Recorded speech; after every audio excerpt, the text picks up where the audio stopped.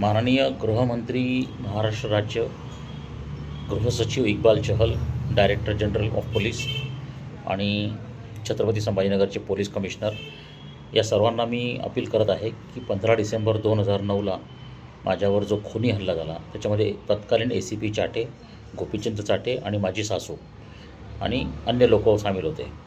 त्याच्यात माझी सासू आणि गोपीचंद चाटे हे मास्टरमाइंड होते आणि आत्ता जे माझ्यावर हल्ले झालेत गेल्या 36 महिन्यामध्ये यांच्यात पण माझ्या सासूचा सक्रिय सहभाग आहे. ती मेन ह्याच्यात ते ॲक्टर आहे, मेन मेंदू आहे, जी आता लपून बसलेली गावामध्ये अपर्णा चांदसकर. माझी तुम्हाला विनंती आहे की आता कोणत्याही क्षणी माझ्यावर हल्ला होऊ शकतो, माझ्यावर धोका आहे, त्याचा सायंटिफिक ॲसेसमेंट फोरकास्ट रिपोर्ट माझ्याकडे तयार आहे. आत्तापर्यंत झालेले हल्ले, त्याचा कार्यकारण भाव, कोणी हल्ले केले त्याच्याबद्दलची संपूर्ण माहिती मी दिलेली आहे. संपूर्ण रिपोर्ट. मी का हवेत बाता मारत नाही, राजकीय आरोप करत नाही, कोणाची बदनामी करायची माझी इच्छा नाही. परंतु माझ्यावर झालेले हल्ले जे आहेत त्याची पूर्वकल्पना मी 15 डिसेंबरला जेव्हा हल्ला झाला तेव्हाही दिली होती दुपारी सगळ्या लोकांना. ठीक आहे, झाली त्याच्यानंतर पण CBI रिपोर्ट दिला होता. आता मी मरेपर्यंत, माझं रक्त सांडेपर्यंत तुम्हाला वाट पाहायची आहे का? जर तुम्हाला माझ्या रक्ताची तहान लागली असेल, महाराष्ट्र शासनाला, पोलिसांना, गोपीचंद चाटेला, माझ्या सासूला तर लागलेलीच आहे. ती माझ्या बायकोच्या मार्फत, तिने माझ्या बायकोला शस्त्र बनवलेलं आहे. वेपनायझेशन ऑफ माय वाईफ हे 25 वर्ष चाललं आहे. मनशक्तीने तेच केलं, प्रदीपने तेच केलं, तिला घटस्फोटाच्या ऑफर, सगळं मी हिस्ट्री लिहून काढलेली आहे.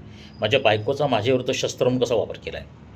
गेले 36 महिने माझी सासू हे भयानक करते. त्याच्या अगोदर मनोज गोंडने हे केलं, गोपीचंद चाटे, माझा भाऊ सख्खा श्याम जोशी, माझ्या बायकोच्या मार्फत मला मारायचं पद्धतशीरपणे.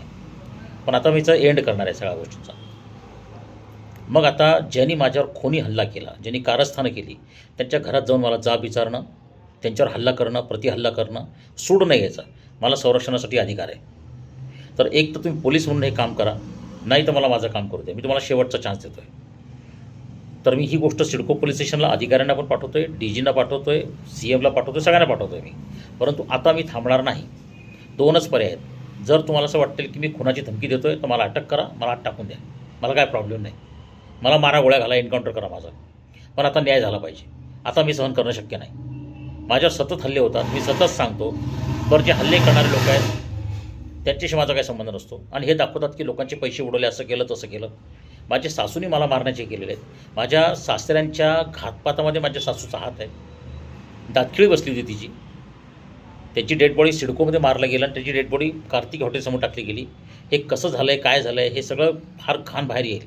कृपा करून माझी विनंती आहे की तुम्ही तत्काळ गोपीचंद चाटे आणि माझी सासू यांच्यावर माझ्या खुनाचं कारस्थान रचल्याच्या गुन्हा तत्काळ दाखल करा. धन्यवाद.